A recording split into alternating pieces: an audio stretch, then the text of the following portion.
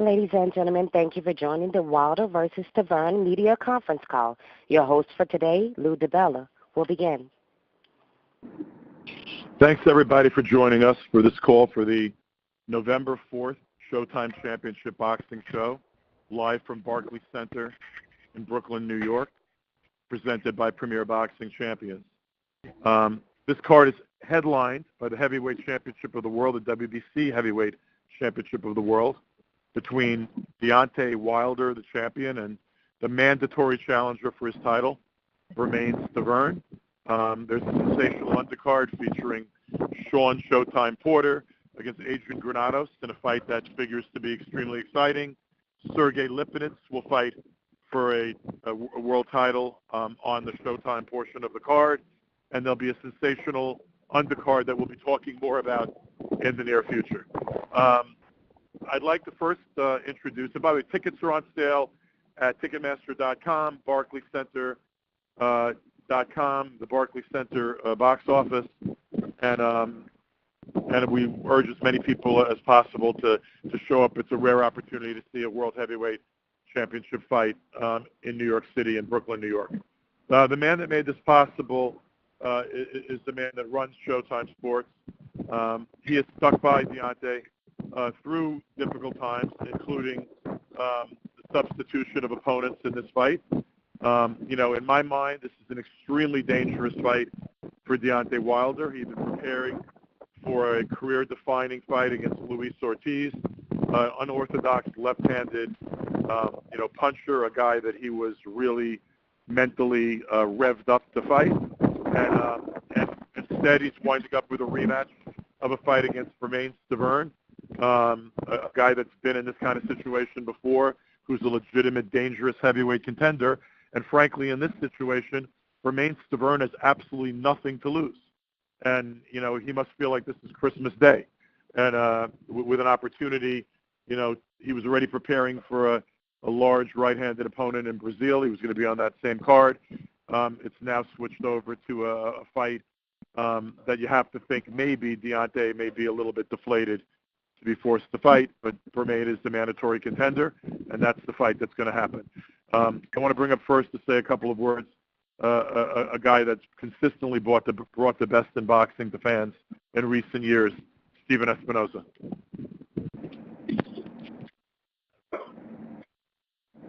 Thanks, Lou.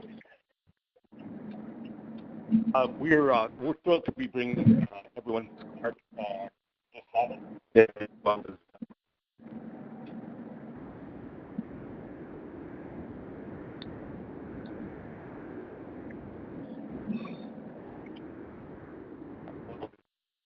today.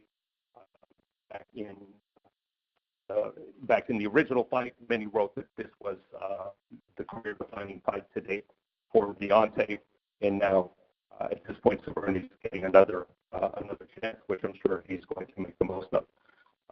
We're also thrilled that this will be the second of two back-to-back weekends. Wilder will be on November 4th. Stephen, we're having trouble hearing you. Go back to where you were previously. We've got, of course, from Cardiff, Wales, we have the World Heavyweight Champion.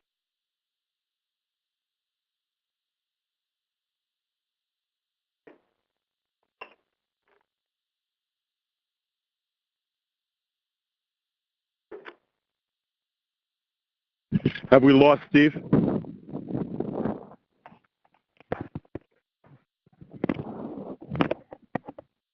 His line is active in the conference, but we can no longer hear him. Well, guys, I think we've lost Stephen, but I know he's in. I think he's in the UK right now, where Mr. Anthony Joshua is also going to be fighting a mandatory contender in a fight that has a substitute opponent when Pulev pulled out with an injury. AJ's fighting Carlos Takam, and I know Stephen's there, so it may be a problem with the international phone service. So we'll move on in the call and go to the man of the moment who was going to be fighting on this card, but I don't think he ever would have guessed that he'd be fighting for the heavyweight championship of the world yet again.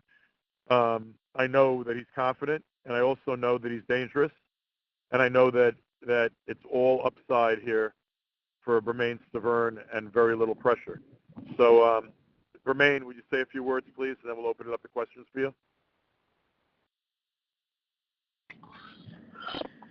Hello? Hi, Bermane. Go ahead. Say a few words, please. Yes, sir. Well, happy to be on the call. And, had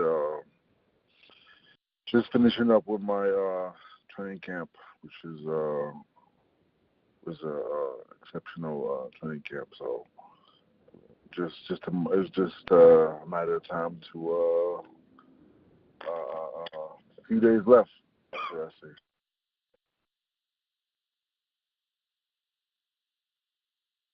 So we're basically ready to go right now. So that's how did you feel, Bermane, when you got the news that that Ortiz was out and you were going to get this opportunity? I always thought that the fight was never going to happen with Deontay and Ortiz. If you ask me, from the moment they announced the fight, the first thing I said is this fight's not going to happen, and I got to get ready for it, Deontay. That's exactly what I said. You could ask anybody in my camp. You could ask Ken. You could ask my manager. That's what I told him. So, in the back of my mind and my little finger always told. Well, we're going to open it up to questions from the press for you, Bermane. Can you get the first question, please? Ladies and gentlemen, if you have any questions at this time, please press star 1 on your telephone keypad. Again, if you have any questions at this time, please press star 1 on your telephone keypad. Our first question is going to come from Bernard Fernandez from Sweet Science. Please go ahead.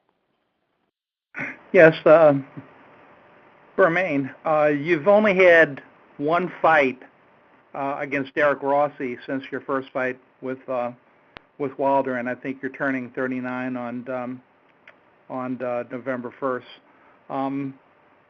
How are you better, or how can you be better with the inactivity, over that time?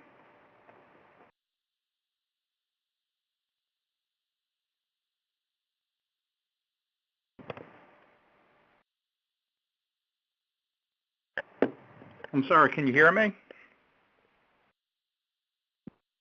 Bermane, you there? Bermane? His line is still in the conference. Bermane, you there? And I believe Deontay is on now also. Okay. Deontay, until we find Bermane again, I was just noting, obviously, you were preparing for a career-defining fight. This isn't the fight you thought you'd be fighting. I think with that, there's always a little bit of risk because you're adjusting to a new opponent. But you want to just say a few words and tell everybody where your head's at right now?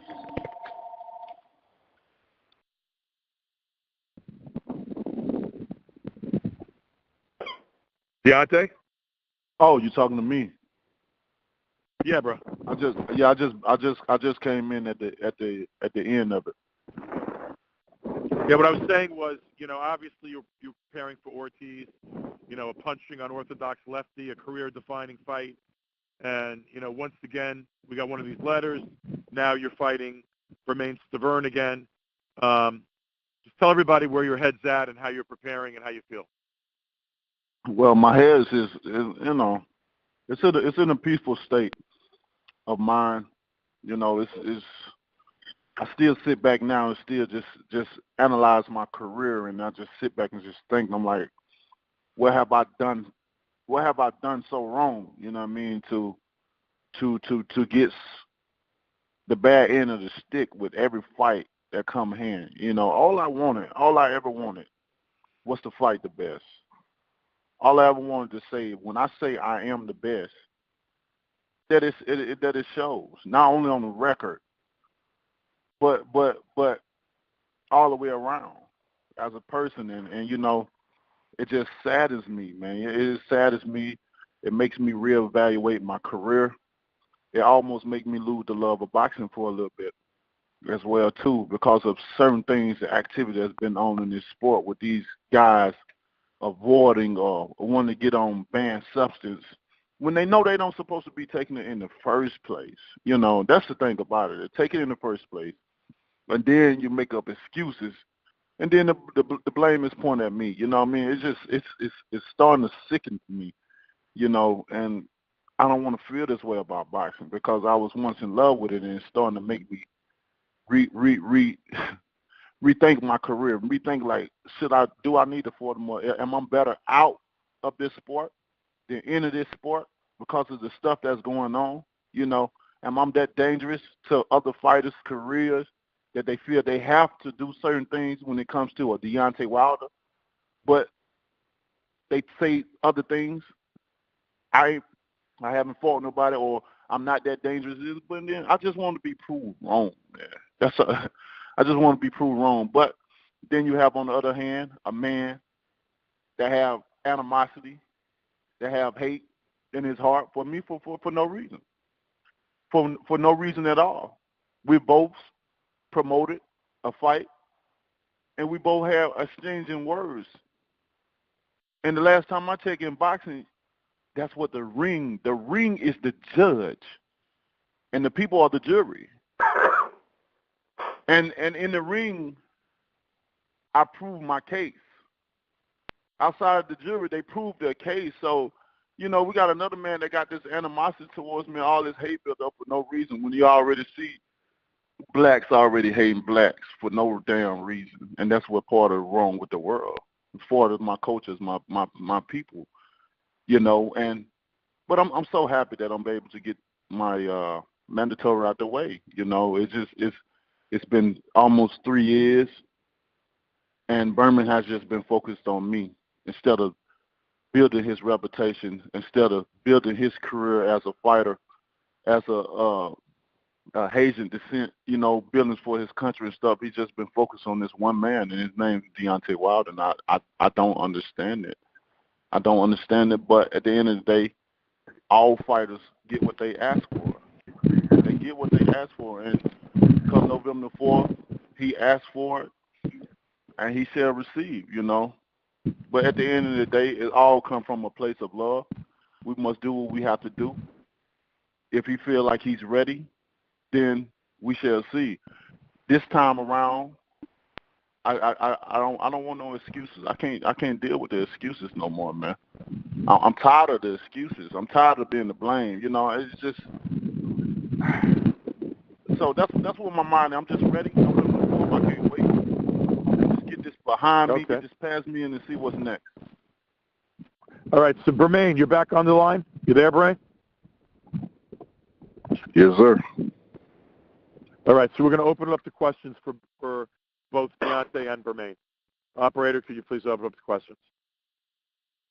We still have Bernard Fernandez from Sweet Science.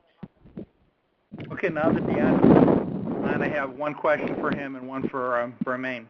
After the first fight, Deontay, you won big on the scorecards, 13 points, 11 and 9, and you said all the right things.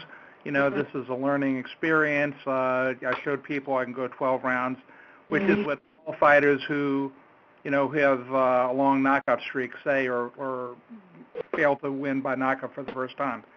But then when the fight with Ortiz at the press conference in New York, you said you always want the knockout, you know, that's, you know, against the one guy that you didn't knock out. How important is it to you to try to set the record straight and take care of him like you've done the other 37 opponents?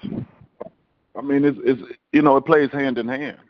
The first time around, you know, my heart desired the knockout, but in reality, as you look up on it, it was the best for him to be able to go 12 rounds. It was the best thing that ever happened to me in my career, because even to that point, a lot of people doubted me. A lot of people say what I couldn't do when they wasn't even Deontay. They couldn't nobody say what I can or can't do because they're not me. They don't train. They don't bust their ass every day in the gym lay in the bed because you're sore and you can't really get a good position to sleep because your body's so sore. People don't understand. They can't dictate what I can or can't do. Only God and myself can do that. And so many people, he can't do this, he can't do this for no reason because they seen what I was capable of doing. So when Bermane was able to last 12 rounds, it was a blessing for me because I proved so many people what I can do instead of them looking negative at me of what I can't do. So this time around that comes in, it makes it even better because now I can redeem myself. I showed y'all what I can do.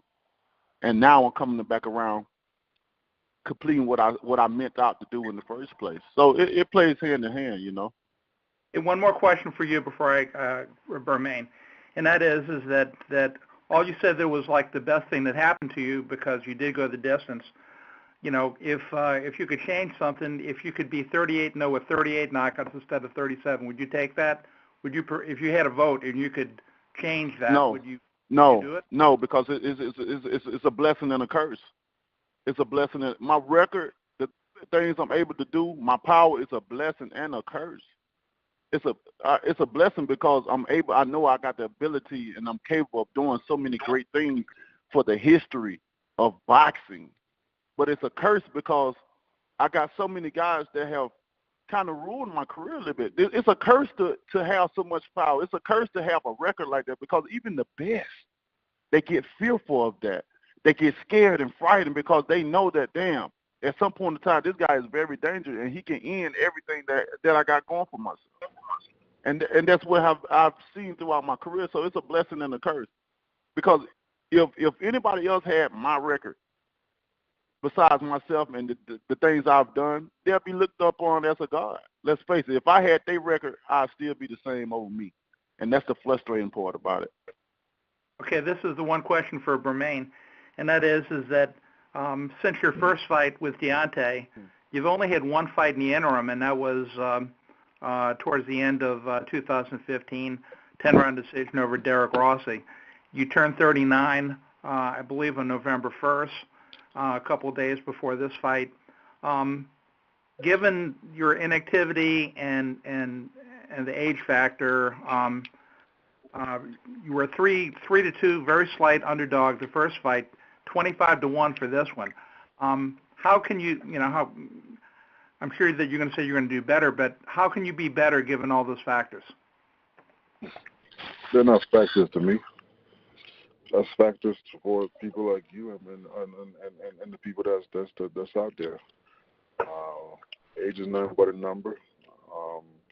When I'm not, I can't say that I'm not inactive. I mean, when it comes to fighting, to be in the ring, you can say that. But as far as being inactive, I haven't been inactive. I've been in the gym all day, every day. And the fight with Rossi, that's not even a fight that I wanted to take. I just took the fight just because. And for the past 3 years since I lost the title, there's only one fight that I'm interested in. So, and which is the fight that's happening on November 4th. And I didn't see. I was still trying to, at the time when I fought Rossi, I was still trying to digest the loss and everything like that. So, I might have been there physically, but mentally, psychologically, it was not really the case, But, when you look at it right now, all of that is all in the past. That was then, and this is now. And like people are trying to say that my inactivity is going to hurt me or other things to be saying. I don't believe so. I know so. I know that I'm ready. I'm way more ready than the first fight. What can I say, man? I mean, talking about the past and what happened in the past, it's not something that I'm interested in. You know what I'm saying? So the first fight, we all know what happened. Everybody that knows me, that knows how I fight, that know Bermane Stiverne, they know that wasn't me. But hey, I'm not trying to look for no excuses. But what I'm telling you is, this second fight. It's going to be a whole different fight. There's going to be a whole different ending. Thank you, gentlemen. Our next question is going to come from Dan Raphael from ESPN. Please go ahead. Thank you very much. I'd like to start with a question for Bermane. You were just talking about how you just wanted this fight compared to any other fight during your layoff, but I was wondering why. I know you had the fight canceled at the end of last year with Povetkin because he had a positive drug test, so you and Deontay both have that in common with fights being canceled. But what was the reason that there was no fights for you at all in the calendar year of 2016? You had the Rossi fight in November, and then a whole year without a fight, and then the whole first half of 17 with no fight either. I was scheduled to fight in 2016.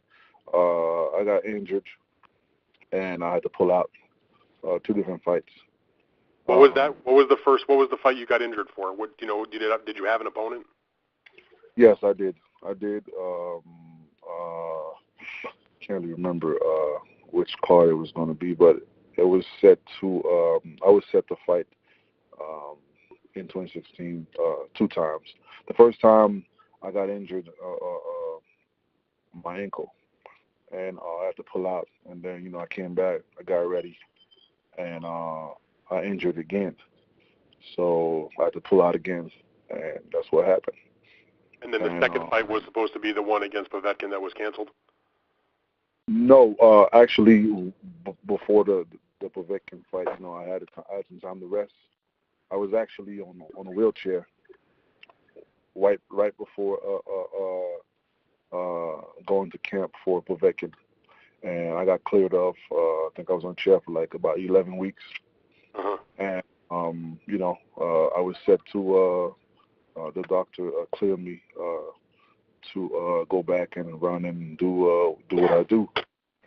So that's when the fight with Povetkin was announced, and we all know what happened. Right. All right. So the ankle's good now. There's no injuries, no issues going into this fight. No, nothing. I don't have any injuries. Nothing is basically this fight right here is no excuses. Okay, fair enough. To me, it's not going to be no excuses. I'm 110% ready, mentally, physically. So it's just, I'm really happy that it happened the way it happened. You know what I'm saying? So, God answers prayers, and the way it happens, it was just something that I knew that was going to happen. So it is where it is right now. So it's only a matter of a couple of days, a week away, or what I'm saying. So we're ready to go. I'm like I said, man, I'm healthy.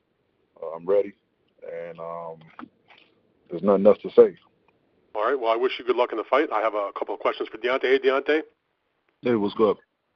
One thing I wanted to ask you, I think one of the other guys asked you about, where you were at. Maybe Lou said where you're at right now as far as mentally. And I know you're saying all the right things, but how is it for you going to be to try to avoid a letdown? Because you already have the win against Stiverne. You won the first fight very handily, and the fight with Ortiz, of course, was a much more anticipated fight by the public. I think a much more anticipated fight by you, certainly by the press. How do you avoid a letdown going in this rematch? How do I say that last part again? How do you avoid a letdown, like a mental letdown, because it's not the caliber of fight that you were expecting, you were training for, and that everybody else was expecting?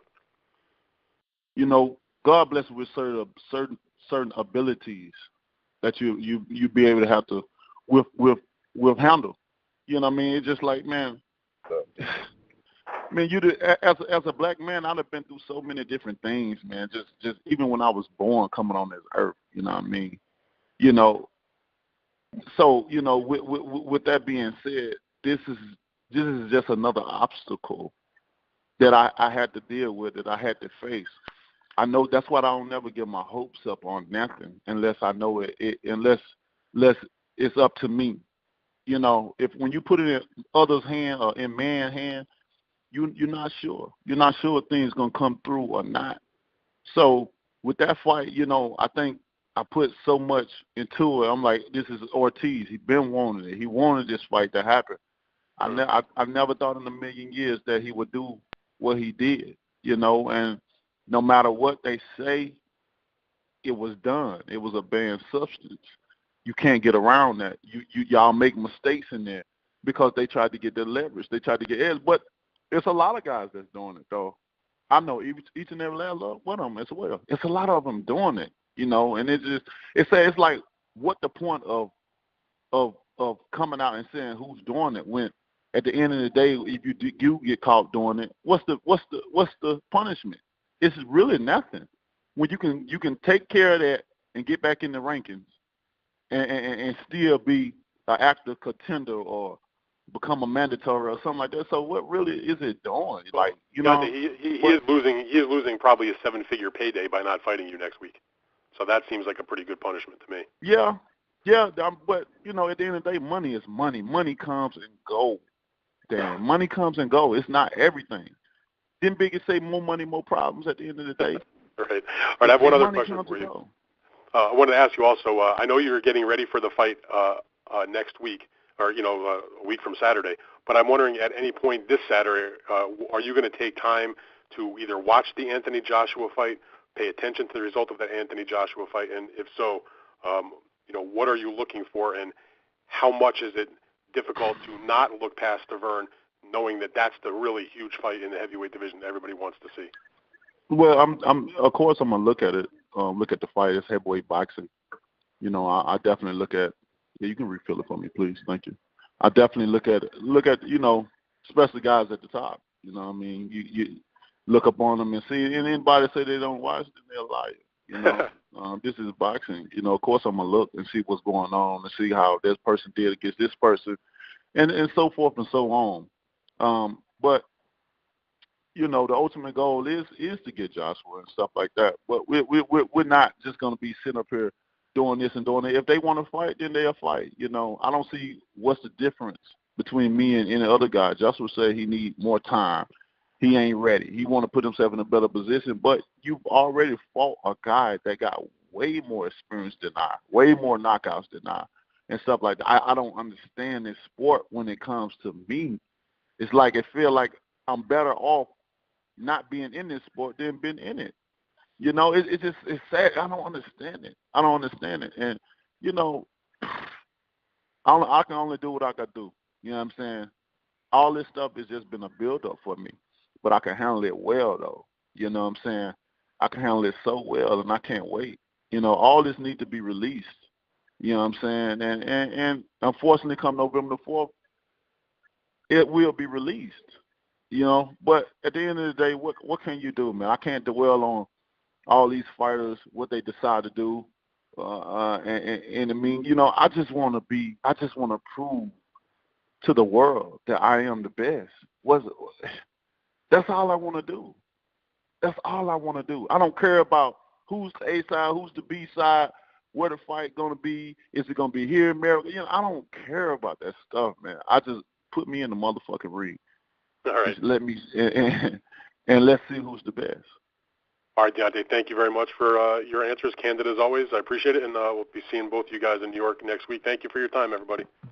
Thank you so much. Have a great day. Our next question is going to come from Keith Eidick from theboxingscene.com. Please go ahead. Yes, my question is for Bermane. Bermane, you said earlier in the call that you knew all along that the Wilder-Ortiz fight would not happen. Can you tell us why you felt that way?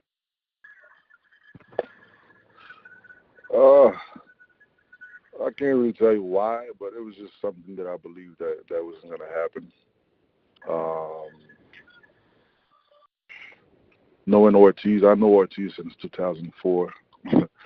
So, you know, he's always been who he is right now. So, I don't know. I mean, it's just the first thought I had when I decided. I mean, when, you know what I'm saying, people was they were trying to have this fight going on, and you know, and I finally I made the decision to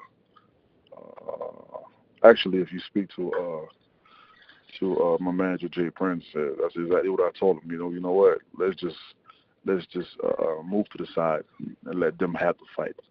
And I guarantee you, this fight ain't gonna happen. And that's exactly what happened. If I'm lying, he could tell you if I'm lying. Okay, And, Bermane, and I told him, you know what? I handpicked Family Brazil. You know, they offered me a bunch of other fighters, and I told them that if for this to be a deal or whatever they want to call it, I want Brazil.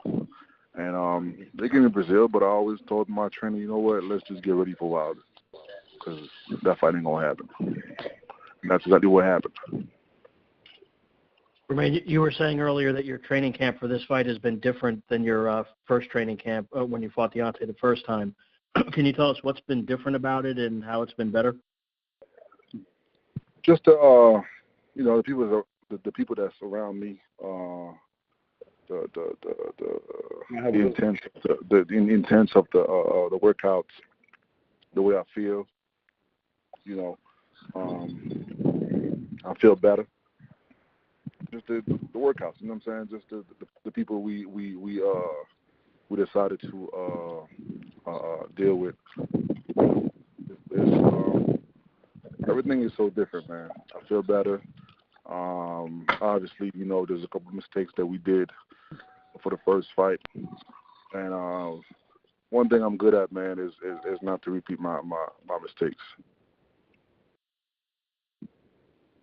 And what would it mean for you, Bermane, if everything goes the way that you say that it will go next Saturday night? What would it mean for you to be able to, become the first person to beat Deontay, to avenge your loss, to kind of disrupt the plans for the big Joshua Wilder fight? What would all that mean to you? This is something I always said, that I would be the first one to beat him, and I would be the first one to beat him, whether he likes it or not. That's something that will happen November 4th.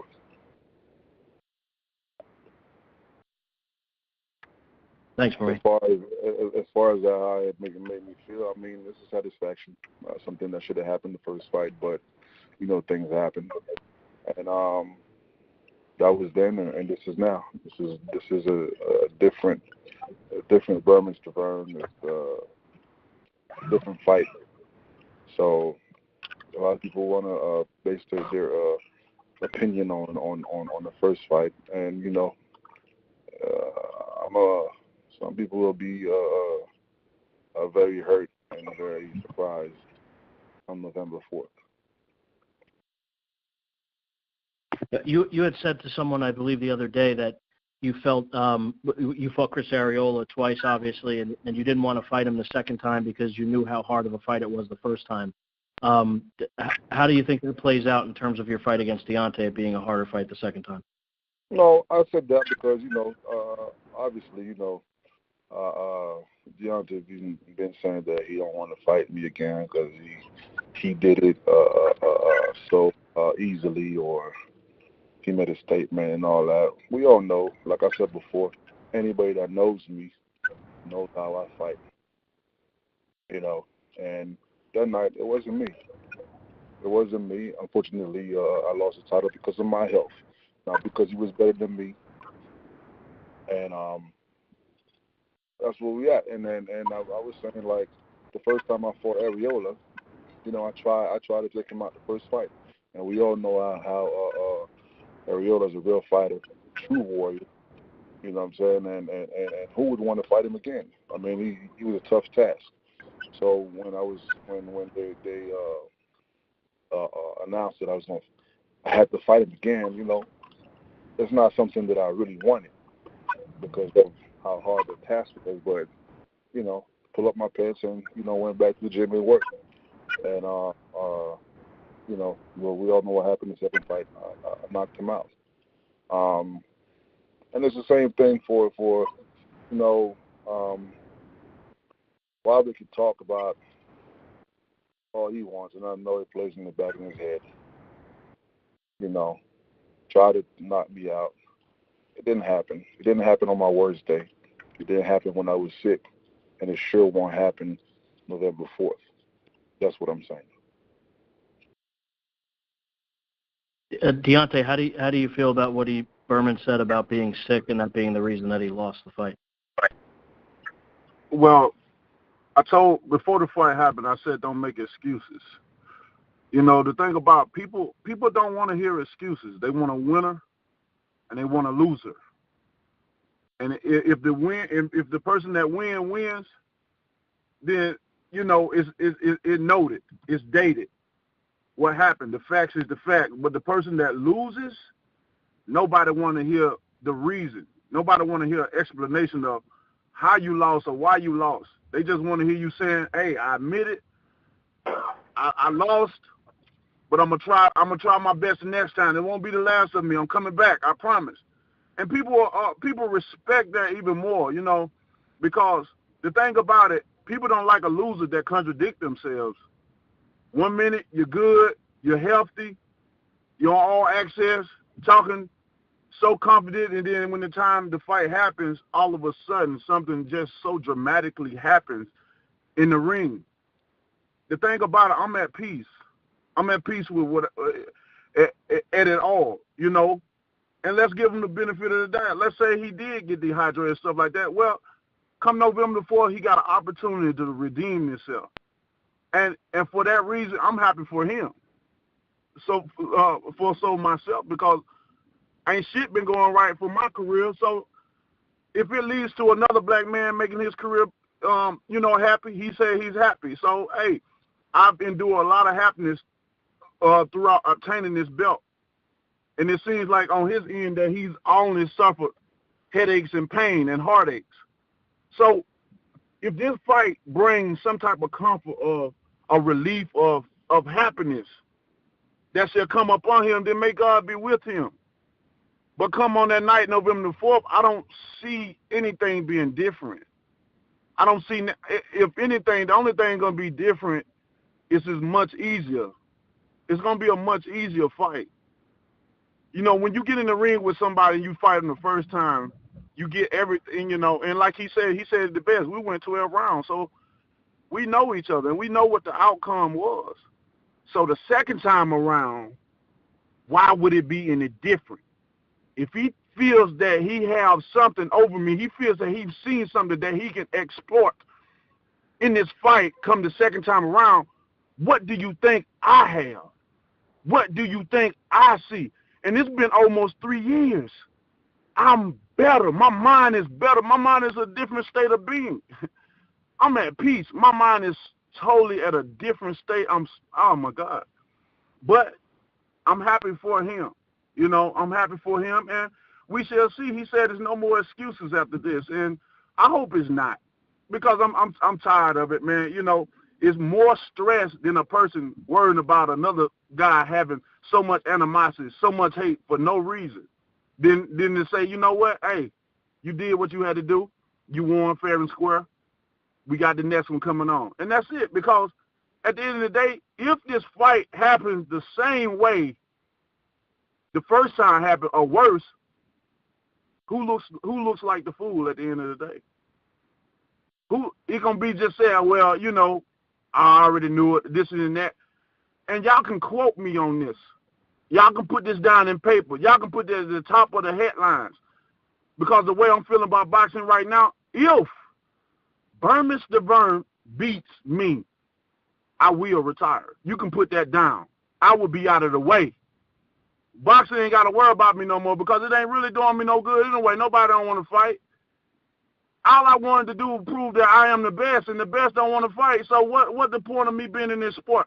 If Bermane beats me, if he beats me, y'all don't have to hear about me no more. I'm done. I'm done. That's how serious it gets. It don't get no serious than that. So let the games begin. Thank you, guys. Our next question is going to come from Randy Gordon from Sirius XM Radio. Please go ahead. Good afternoon, everybody. I've got a question for Bermane Stiverne first, and I've got the same actually question for the champ. Yesterday in a story in Boxing Scene, Bermane, you said two things that kind of threw me a little bit. You said, one, Deontay Wilder is scared of you, and you also said you ate everything that he possibly threw at you. How could you say that when he broke his hand in the third round? He was one-handed for the last 9 rounds and hit you with every jab in the book. So no, you didn't go down, but you fought a one-handed fighter. And where do you say that he's scared of you? How do you know he was a one-handed fighter? How do you know? Because you said it? You know what? I saw the athletic commission reports. There was a broken hand in that fight. But I also got a doctor report that said that I was sick. So what are you saying? Well, you're saying that you ate everything that he threw at you, and he barely threw that injured right hand. And he's not making any excuses. I'm just telling you what the doctor's report said. Everything that he gave me, I ate it like breakfast as a sick man in the ring. You see what I'm saying? I lost the fight. And I'm tired of talking about the first fight. Okay. Then you did say that he's scared of you. Show me that. Show us where he's scared of you. Of course, I believe that because the true champion, it don't matter if you fight the same guy 5 times, who they put in front of you is who you fight. You don't cry and talk about, I want this fight, I want that fight. Whoever they put in front of you, that's who you fight. I didn't cry when they brought back Areola. I took Areola. I didn't cry. I didn't run. I didn't talk. I took him. I shut my mouth and went back to the gym and fought him again for a second time. That's what a true champion does. Even though you got to fight the same person 3-4 times, it don't matter. A champion shut his mouth and do what he got to do. Fight. Don't matter. Okay, we hear you there. And Deontay, I have the same question for you. He said he ate everything that you threw at him like he was eating breakfast. Exactly. And he said you're scared of him. Nobody can knock me out. Nobody. It won't happen. It never happened. Even though it says on my record, nobody ever knocked me out. Ever. And I will not happen. And November 4th, whether it's you or anybody else. And right now, I don't even feel like I want to talk to anybody. I want y'all to come and talk to me after the fight. That's what I want. No, we're all going to be interviewing you after the fight. Any question y'all got, y'all can come and ask me after the fight.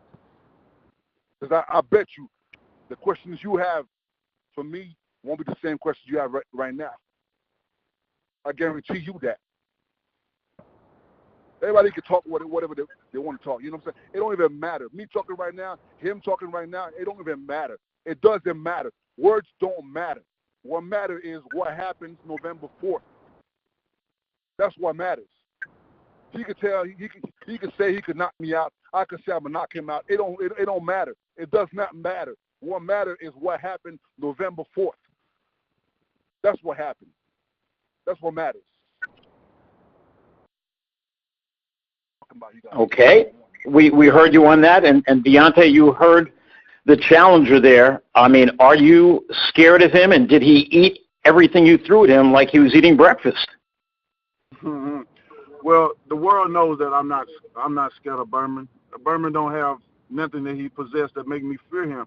And in fact, not only just him, I'm not scared of no man on this earth.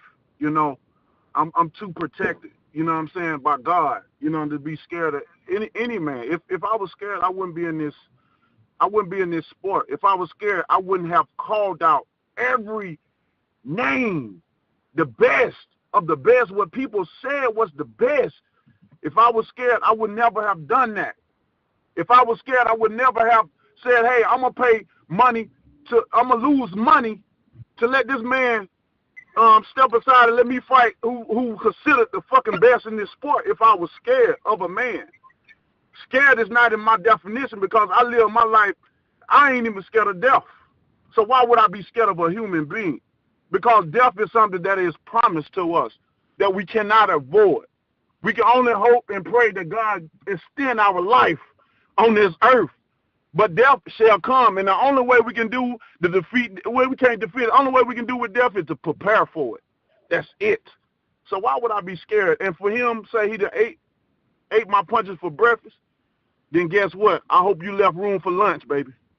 I hope you left room for lunch. Because, you know, we don't want to hear no excuses. We don't want to hear no, for me, I don't have no problem fighting him again. It wasn't the fact that I had a problem. My big issue that was with Bermane was that he haven't fought in almost 3 years compared to me. I didn't think that was fair to him. I'm looking at this man. You know, I didn't think it was because I know what I'm capable of doing. I know what I've been doing. I've been very active. But he hasn't. And that was the main reason. But, hey, if he felt like he ready, I don't have no problem. And this is what it boils down to right now. He was my mandatory, so I couldn't get around him. No way. Form or fashion, if we follow behind the WBC rules, you know, nobody was trying to avoid him at all. I just wanted him to get more. It didn't even have to be credible opponents. I just wanted him to fight more people. So when the time to come with me, I don't want no excuses. I don't want people to say, well, this and that, or he didn't fight nobody. I didn't want him to get discredit, nor did I get discredit, because I know how it is. Look at it. I've done all the right things in boxing. Now, what have I done wrong? And I still get criticized. I still get the one that get the blame. I still. So it ain't the point of me not wanting to fight him. It's the point of me wanting him to be in full health, experience-wise and body-wise. That's all. I ain't have no problem. I enjoyed my first fight with him. And I'm a damn sure enjoy the second fight with him as well, too. I just don't want the excuses. I don't have no more time for excuses. I just don't have time for it. Boxing has changed my point of view and the love of this sport. You know, with the things that are going on. And like I said, if Bermane beats me, y'all don't have to hear about me no more. I'm gone. I'm out of here. I'm retiring. That's it. I might move to MMA or some shit. I'm out of here. And that's facts. So come November the 4th, I hope he about what he say, because I'm about what I say. I prove what I say. I say what I mean, and I mean what I say. And anybody know me knows if Deontay say something, he mean. And that's how it is. That's how I always been, and that's how I always will be. I fight with my heart. I fight with my will. Fuck skills. Fuck all that. All that ain't got me nowhere in life. But my heart, my will, my courage, me believing in me, that got me through every bit of life that I need to get through. And come November the 4th, we shall see. We got one man saying one thing, we got the other saying another. But, hey, like I said, the ring is that judge. And the people are the jury, so we shall see. We shall see. God don't. Sometimes God can hear calls. God can hear our answer, and He can answer our prayers. But sometimes He can be like, man, all right, I'm gonna give you what you want, but you may not be able to handle the results of what I'm gonna bless you with. And that's the thing about us as being human. We pray for things. We want things to come up on us, and sometimes it ain't even meant for us to have them at the moment in time. But God hear us, and He be like, yo, sit still. Your time coming. Yo, sit still. Your time coming. But you still keep begging God, please give it to me, Lord, give it to me. So God get tired of us sometime too. And He said, you know what? I'm going to bless you with this opportunity. Whatever happens after it is on you. And this is what I have, Lord, that God have blessed him with this opportunity, and now it's all up on him. So come November the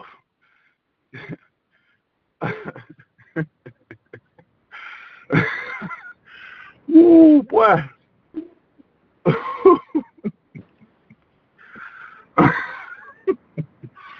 Come November the 4th, like I said before, I hope he have room for lunch.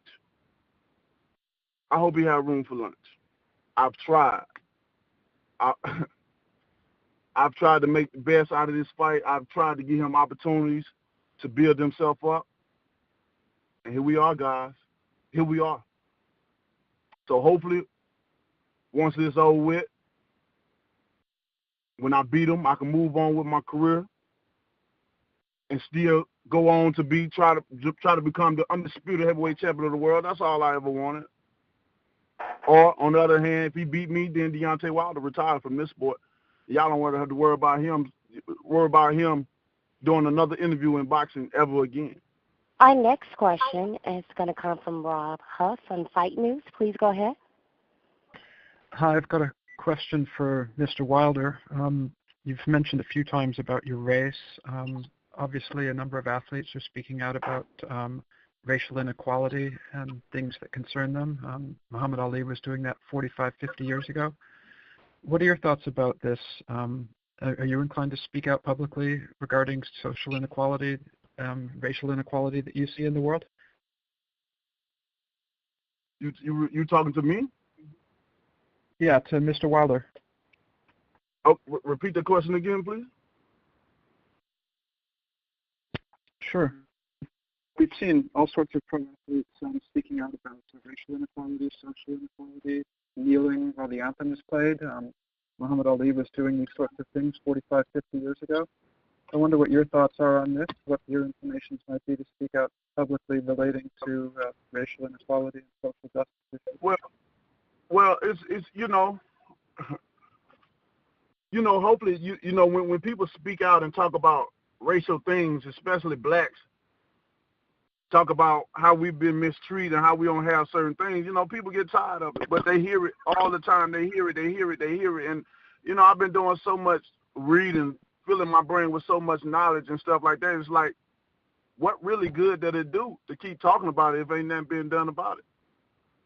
When I speak out, whether it's to you or whether it's to anybody else that's not black, I speak out. I'm speaking out to them. I'm speaking out to the black people. When I say things, when I'm putting them on knowledge, upon game, so that one day they will wake up and realize that you're adding to the cost. You're doing what they want you to do. All this stuff has been here. Like when Trump said blacks is not citizens of America, he was so goddamn right. The thing about Trump, and we have to respect, Trump speaks the truth. He said how it is. He said what it is. He speaks the truth. Blacks, it's two different parts of America. It's a private corporate U.S., and there's the U.S. of America. Trump said we're not citizens of America, and he is right. We're not citizens of America. Because when we gave our freedom for benefits and privileges, and it wasn't really nothing. Everybody got something that went through hardship. The Jews got the Holocaust, right? The Indians, they got free taxes. Where have the blacks got? But more heartache and pain over and over and over again. And then some say, well, hey, y'all need to, why y'all doing all this and why y'all doing it? Because people don't understand certain things. You should try to bail yourself out. But we tried to do that, right? We tried to do that way back in with the what that was in Oklahoma, in Tulsa, Oklahoma, when we had the the Black Wall Street, when we owned it our own business, when we had our own planes, own schools and stuff. And what fucking happened? When we tried to branch off and do our own things to better ourselves as black people, what happened? White people came along, Ku Klux Klan came along, they destroyed it all. Every step that we try to get ahead, there's always a blockage to stop us. But then go back, hey, they look how ignorant they is and something. People don't even understand just a simple word of ignorance. Ignorance is just a term used for a lack of knowledge. And then they always want to call other people minorities. And no, we're not minorities because our mind is not as a child or an infant. We're majorities, which I am an adult. I have an adult mind state of being. And I'm not an African American because that was a term created by white people. You can refer me as a black American. I don't even want to be called real American because I'm not a citizen of America. There's so much in the history, man, that need to be taught. But when I speak for my people. That's it. I speak for them to have the knowledge because if they knew the acknowledgement of the world and where they came from and how the history is, it wouldn't be sort.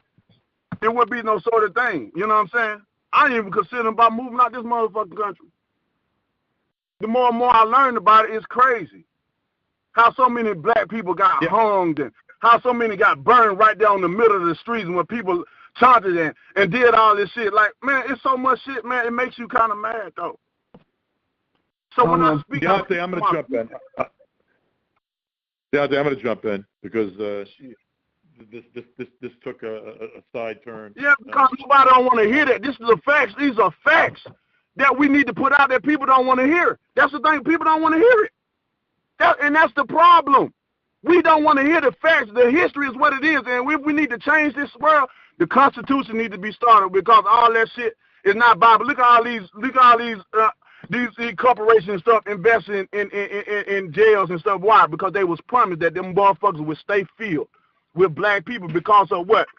Music. Look, music is the main thing. Music is the main thing.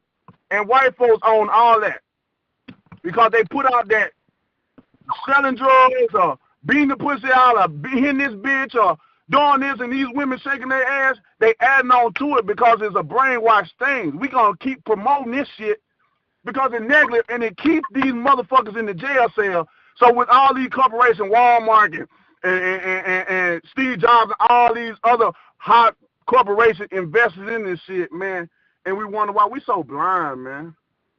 We so blind. But the thing about it, when they gave over their rights for benefits and freedom, what they do, hand them motherfuckers a Bible. They hand them a Bible because black people are too forgiving. They gave them the Bible to get the guidance for the ignorance. They tricked these folks. Man, but, hey, we can, oh, my God. On a better and a boxing-related note, I was on a call with Anthony Joshua, who was entirely respectful of you, spoke very well of you, and said he's very interested in fighting you in 2018.